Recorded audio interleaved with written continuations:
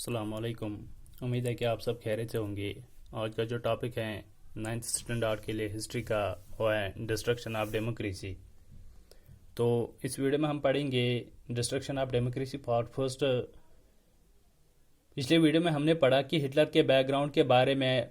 उसके बाद हमने पढ़ा कि हिटलर के पास पावर कैसे आ गया। 1928 में नाजी पार्टी ने 2.6 वोट्स हासिल किए थे और लगातार स्ट्रगल करने के बाद नाजी पार्टी ने 37% वोटर्स हासिल किए थे जो 1932 में इलेक्शन हुआ था। तो उसमें हम देखते हैं कि नाजी पार्टी जो थी ये लार्जेस्ट पार्टी थी रिक्सटैग में, पार्लियामेंट में, जर्मन पार्लियामेंट में। तो यहाँ तक हमने कल पढ़ा था। तो सब कुछ डेमोक्रेसी के हिसाब से यहाँ तक चल रहा था। तो बाद में हम बोलते हैं कि डिक्टेटरशिप है, हिटलर जो है वो डिक्टेटर बना। वो कैसे हुआ था यहाँ पे कि डिक्टेटरशिप कैसे चालू हुई थी, डेमोक्रेसी को कैसे डिस्ट्रक्ट किया गया था हिटलर के द्वारा। तो वहाँ पे हम देखते हैं कि जनवरी 1933 में हम देखते हैं जो प्रेसिडेंट था हिंडनबर्ग ऑफर्ड चांसलरशिप टू प्रेसिडेंट ये हिटलर। तो अब क्या हुआ, जो 1933 में हिटलर के पास जब पावर आ गया तो जनवरी में ही, अभी एक ही महीना हुआ था 1933 में, वहां के जो प्रेसिडेंट थे हिंडनबर्ग ने ऑफर किया था चांसलरशिप किसको, हिटलर को। अब हिंडनबर्ग जो था, तो हिंडनबर्ग खुद प्रेसिडेंट था और चांसलर में क्या फर्क था। गोया कि प्रेसिडेंट और चांसलर में हम यहाँ पे देखते हैं क्या फर्क है। जिस तरह से यहाँ पे प्रेसिडेंट होता है, सपोज इंडिया की बात करें, is the head of the state, so everything happened in the name of president. तो जो कि आपने पॉलिटिकल साइंस में पढ़ा होगा। तो रियल पावर्स किसके पास में होते थे, प्राइम मिनिस्टर के पास।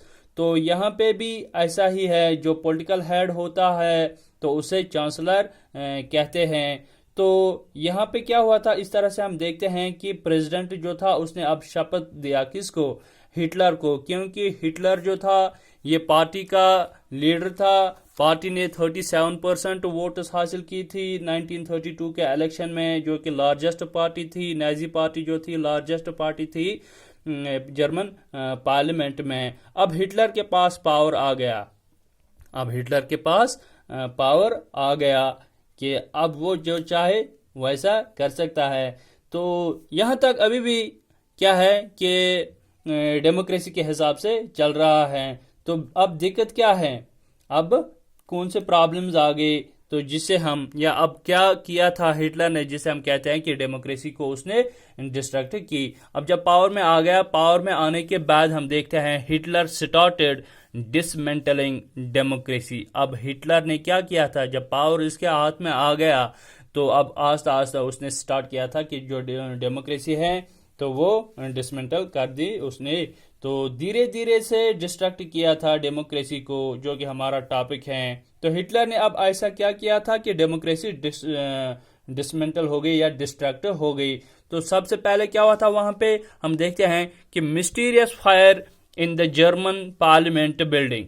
तो मिस्टीरियस फायर जो था, सबसे पहले मिस्टीरियस फायर, आग लग गई जर्मन पार्लियामेंट में। इसके पीछे भी कारण है कि जो मिस्टीरियस फायर ब्रोक हुआ था जर्मन पार्लियामेंट में, किसको या किसी को पता ही नहीं कि आग किसने लगा दी। बाद में ये पता चलता है कि आग जो है, आग किसने लगा दी, ये आग शायद नाजी पार्टी ने ही लगा दी थी। क्योंकि उसकी वजह क्या थी आग लगाने की, तो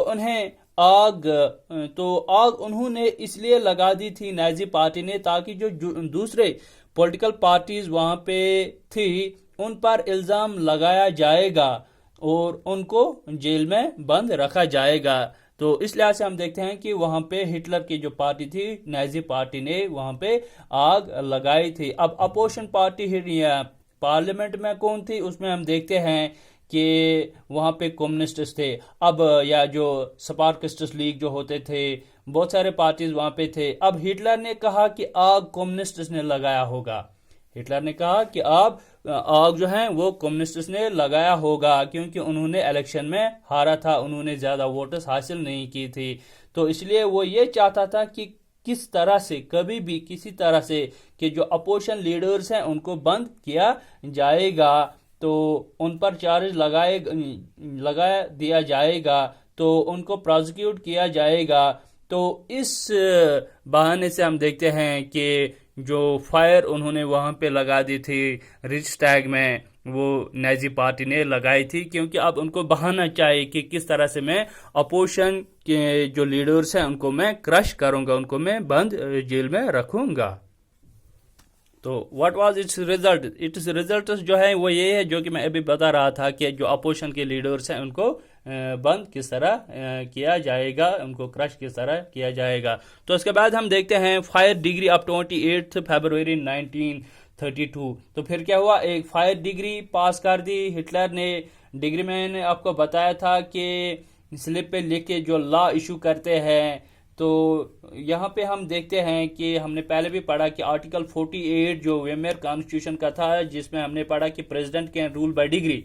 प्रेसिडेंट जो है वो रूल कर सकता है किसके द्वारा? डिग्री के द्वारा। अब प्रेसिडेंट के एडवाइस पे काम करेगा, या प्रेसिडेंट किसके एडवाइस पे काम करेगा? चांसलर के एडवाइस पे काम करता है। तो हिटलर जैसा बोलेगा प्रेसिडेंट वैसा ही करेगा। वही चीज यहाँ पे भी है कि जो फायर डिग्री इशू कर दी, तो फायर डिग्री इशू करते हुए वो उन्होंने 28 फरवरी 1932 में कर दी, ताकि जो पावर्स हैं कि अब हम वैसे जैसे हिटलर प्रेसिडेंट को कहेगा कि वो वैसा ही करेगा। अभी एक ही महीना हो गया था कि इसके चलते अभी हिटलर के पास पावर्स आते हुए सिर्फ एक ही महीना हो गया कि उसने ये सब चीजें करना स्टार्ट किया था। तो इसके चलते क्या हुआ था, फायर डिग्री इशू करने के चलते हम देखते हैं जो वहां पे देखते हैं कि सिविल राइट जो है, जैसे कि फ्रीडम ऑफ स्पीच होता है, फ्रीडम ऑफ प्रेस होता है,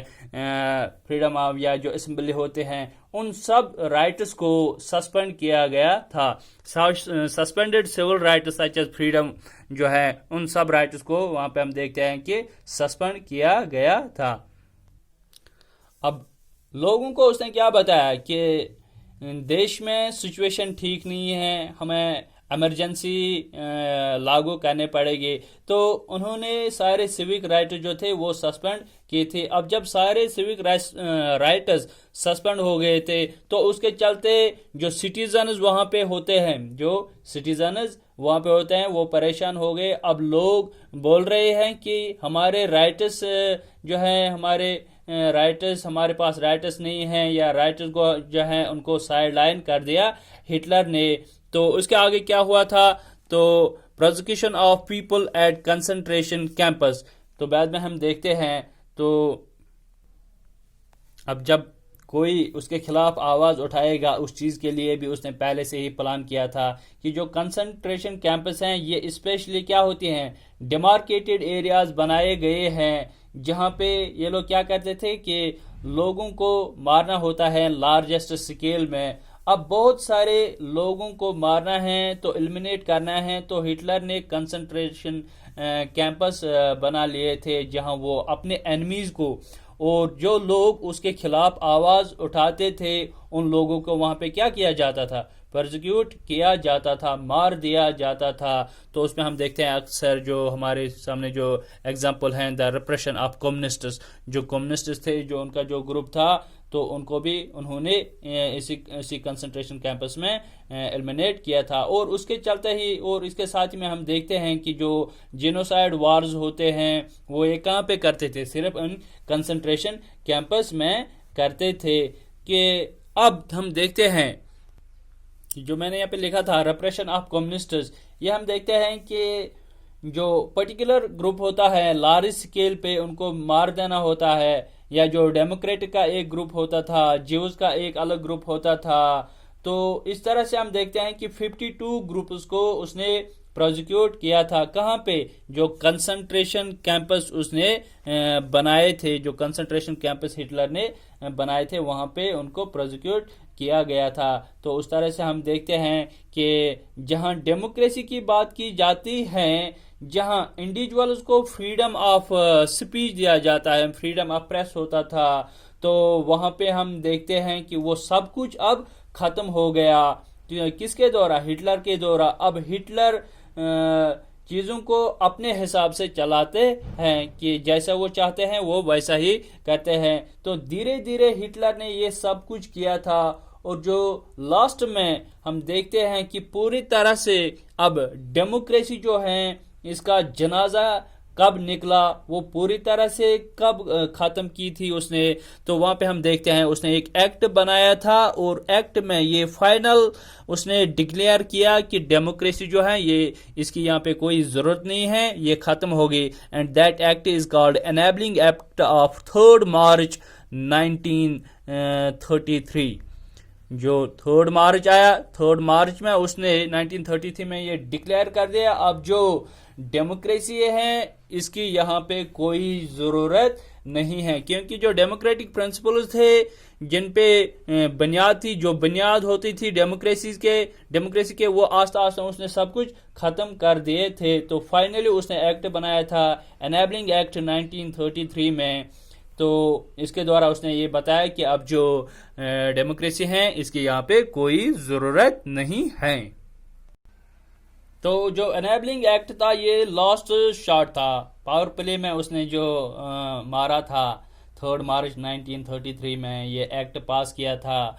अब इस एक्ट में उसने एक लॉ बनाया था जिसमें बताया कि डेमोक्रेसी जो है अब ये खत्म हो गई। यहाँ पे गोया कि 1933 से 3 मार्च 1933 से जमहूरियत का निज़ाम जो है जर्मनी में ख़त्म हो गया। तो उसके बाद उसने क्या किया था, इस्टेब्लिश डिक्टेटरशिप इन जर्मनी। गोया कि यहाँ तक जो हम देख रहे हैं तो उसने आस्ता आस्ता डेमोक्रेसी को किस तरह से क्रश किया। तो फाइनली उसने डिक्लेयर किया कि इस्टेब्लिश डिक्टेटरशिप इन जर्मनी। तो जर्मनी में उसने अब क्या किया था, इस्टेब्लिश की थी डिक्टेटरशिप उसने इस्टेब्लिश की थी। अब उसने बोला कि जो पार्लियामेंट है यहाँ पे कोई ज़रूरत नहीं है इस चीज़ की, क्योंकि पार्लियामेंट और ट्रीटेड एज टॉकिंग शॉप्स।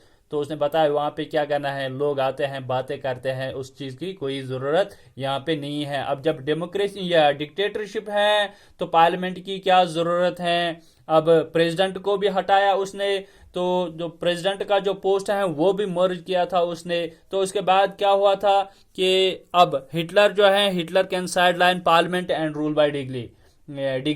तो वहां पे हम देखते हैं उसके साथ ही उसने पार्लियामेंट को साइड लाइन किया था कि पार्लियामेंट की कोई जरूरत नहीं है। तो अब यहाँ पे हम रूल करेंगे किस तरह पे, जो हम डिग्री कहते हैं, जो कि हमने लास्ट टाइम में भी लास्ट वीडियो में भी बताया कि उसने डिग्री के मुताबिक वो अब रूल कर रहे थे। तो अब ये रूल कर रहे थे बाय डिग्री, तो पार्लियामेंट को भी साइड लाइन किया। तो उसमें हम देखते हैं जो पॉलिटिकल पार्टीज थी या ट्रेड यूनियंस थी, दे वर बैनड। जो पॉलिटिकल पार्टीज थी, अब जितने भी पॉलिटिकल पार्टीज थी सब को बैन लगा दी गई, सब पर बैन लगा दी गई। अब रूल होगा तो सिर्फ हिटलर के हिसाब से ट्रेड यूनियन जो थे उन पर भी बैन लगाई गई। तो एक्सेप्ट हम देखते हैं Nazi party and it's affiliates. तो सिर्फ नाजी पार्टी और जो उसके साथ जो एफिलिएटेड जो पार्टीज होती थी उनको छोड़ दी गई, तो वही उन पर कोई बैन नहीं होते हैं। बाकी जो पॉलिटिकल पार्टीज थी, ट्रेड यूनियंस थी, दे ऑल वायर बैनड। तो उसके साथ ही हम देखते हैं जो वहाँ की इकोनॉमी थी, वहाँ का मीडिया था, आर्मी थी या जुडिशरी थी, they were under the control of state. ये सब कुछ अब जितने भी इंस्टीट्यूशंस थे जो इंडिपेंडेंटली काम करना चाहते थे, या मतलब मीडिया को इंडिपेंडेंटली काम करना चाहिए, जुडिशरी को अपना काम इंडिपेंडेंटली करना चाहिए। अब जितने भी इंस्टीट्यूशंस थे सब को हिटलर ने अपने कंट्रोल में लाया था। All these institution were control under the control of state. अब स्टेट का हेड कौन है इस समय पे, वहां पे हम देखते हैं सिर्फ हिटलर ही था जो कि वहां पे उसने डिक्टेटरशिप इम्प्लीमेंट की थी, इस्टेब्लिश की थी, और खुद पहला डिक्टेटर वहां पे ये बन गया था। अब उसके पास पूरे पावर्स थे। तो इन सारी चीजों से हम देखते हैं हिटलर ने डेमोक्रेसी को डिस्ट्रैक्ट कर दिया था। डेमोक्रेटिक सेटअप को अब यहाँ पे हम देखते हैं उसने पूरे तरह से खत्म कर दिया था और इस्टेब्लिश की थी डिक्टेटरशिप वहाँ पे अब शुरू हुई थी जर्मनी में। तो आई होप यहाँ तक आपको समझ में आया कि एवरीथिंग जो था, जो इकॉनमी थी, वो अब हिटलर के कंट्रोल में थी। आर्मी भी, जुडिशरी भी, सब कुछ अब स्टेट के कंट्रोल में था। तो इन चीजों को मद्देनजर रखते हुए क्या जर्मनी के लोग इस चीज से खुश थे कि जो हिटलर ने किया था? क्या वो खुश थे? हाँ, वो ये चाहते थे कि वेमर रिपब्लिक, इनकी जो लोगों की जो परेशानी है वो उन्होंने दूर नहीं की। कि अब जब हिटलर आ गया, उन्होंने हिटलर को सपोर्ट किया कि अब जो हिटलर ने जो कुछ भी वहां पे किया था, क्या लोग जो हैं जर्मनी के वो इस चीज से खुश थे? नहीं, हम देखते हैं कि नहीं, लोग अब इस चीज से खुश नहीं थे। तो बाद में हम देखते हैं अगर लोग खुश नहीं थे तो लोगों ने फिर हिटलर के खिलाफ आवाज उठाई होगी, उसके खिलाफ रिवोल्ट किया होगा, उसके खिलाफ प्रोटेस्ट किए होंगे। Then how they were control, इन लोगों को किस तरह से हिटलर ने कंट्रोल किया था।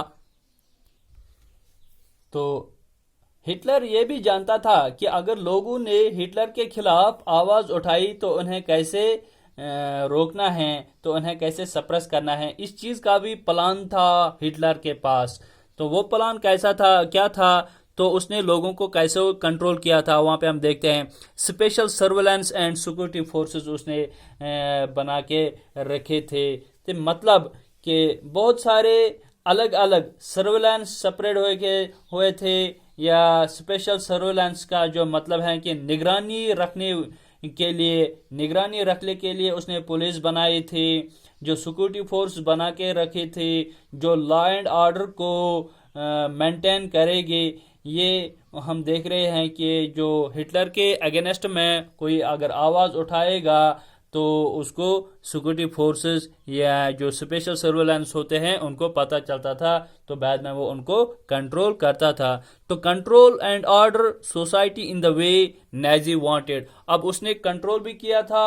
वहां पे हम देखते हैं कि कंट्रोल करने के बाद अब जो ये सिक्योरिटी फोर्सेस थे या हिटलर जो भी करना चाहता था सोसाइटी में, तो पुलिस भी, जो सिक्योरिटी फोर्स हैं, वो भी वैसे ही करते थे जैसे कि हिटलर या नाजी पार्टी चाहते थे।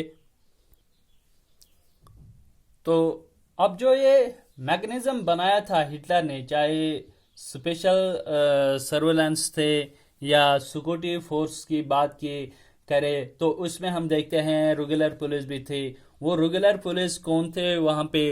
तो वो जो रेगुलर फोर्सेस वहां पे थे उसमें आता है ऐसे, यानी कि स्टॉर्म ट्रूपर्स या गेस्टोपा आता था, जो एसएस प्रोटेक्शन स्क्वाड आता था, क्रिमिनल पुलिस आता था, एंड सिक्योरिटी होती थी वहां पे।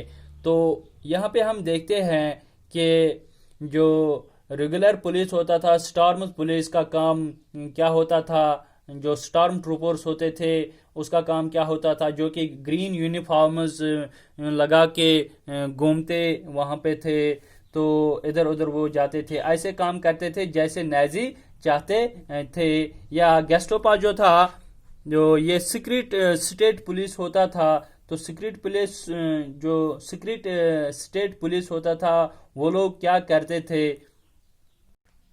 अब इनको भी अपना काम होता था। या हम देखते हैं कि एसएस जो है प्रोटेक्शन स्क्वाड जो होता है, इनको भी अपना काम होता है। गोया कि इन सब को इस्टेब्लिश किया था किसने?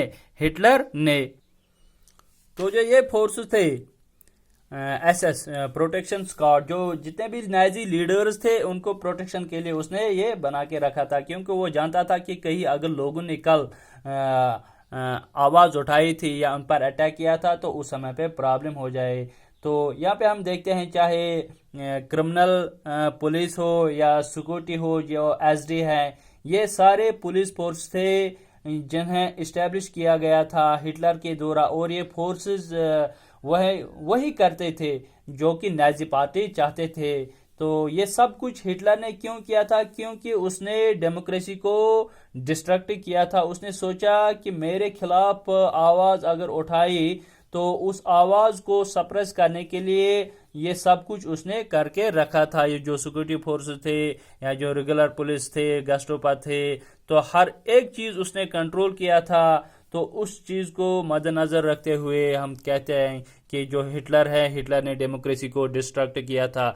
तो अगर आप उसको कंपेयर करें तो जो गवर्नमेंट ऑफ इंडिया है, मोदी गवर्नमेंट जो है, तो उसने भी सेम यही स्टेप्स उठाए थे जो कि हिटलर ने उठाए थे 1933 के ऑनवर्ड्स। यहाँ पे हम देखते हैं मोदी ने उठाए थे 2014 के आते हुए, इक़्तिदार में आते हुए डेमोक्रेसी का जनाजा निकाला। जो प्रेसिडेंट होता था या जो चीफ जस्टिस ऑफ इंडिया होता था उनको भी कंट्रोल किया था। तो जो मीडिया है, प्रेस हैं, उन पर भी कंट्रोल किया था। तो वो भी अब वही बता रहे हैं जैसे कि मोदी चाहता है। तो यहाँ पे हम देखेंगे कि उसके बाद उसने क्या किया था। ये organised forces with extra constitutional powers made the Nazi state dreaded and criminal state. अब जो एक्स्ट्रा कॉन्स्टिट्यूशनल पावर्स जो हैं, ये किसी को भी कभी भी अरेस्ट करेंगे, तो किसी के ऊपर भी इल्जाम लगाना, तो किसी को भी अरेस्ट करना, तो गोया कि वहां पे हम देखते हैं वो एक्स्ट्रा कॉन्स्टिट्यूशनल पावर्स हैं जो कि उसने पुलिस को दिए थे। जो organised force with extra constitutional powers made the Nazi state dread and criminal state. तो आप देख सकते हैं कि नाजी स्टेट अब क्या है। एक तरफ हम देखते हैं ड्रेडेड स्टेट या क्रिमिनल स्टेट बन गया, जहां पे क्या है कि जहां पे सिविल राइट्स को ऐसे ही वायलेट किए जाते हैं और हिटलर के खिलाफ जो आवाज उठाते हैं उनको क्या किया जाता है, कंसंट्रेशन कैंपस में बंद रखते थे, अरेस्ट किया जाता था, तो उनको वहां पे मार दिया जाता था, टॉर्चर किया जाता था, arrest without any legal procedure. उनको इस तरह से ये अरेस्ट करते थे, वहां पे लीगल प्रोसीजर जो होता है वो वहां पे नहीं होता है। तो इन सब परेशानियों का सामना करना पड़ रहा था जर्मन के लोगों को। कब? जब हिटलर ने डेमोक्रेसी को डिस्ट्रक्ट किया था। तो आई होप यहां तक आपको समझ में आ गया कि डेमोक्रेसी को पूरी तरह से अब डिस्ट्रक्ट किया गया कैसे। तो हिटलर ने सबसे पहले अपने आप को डिक्टेटर बनाया था, डिक्टेटरशिप वहां पे एस्टैब्लिश की थी। तो डेमोक्रेसी का जो स्कोप वहां पे था वो भी खत्म कर दिया। लोगों को प्रोटेस्ट करने का मौका भी अब नहीं रहा था। तो ये सब कुछ हो रहा था हिटलर के दौर इक़्तिदार में। आई होप यहाँ तक आपको समझ में आया होगा कि अब जो नेक्स्ट टॉपिक हम पढ़ेंगे रिकंस्ट्रक्शन। तो डिस्ट्रक्शन ऑफ डेमोक्रेसी आपको समझ में आया है।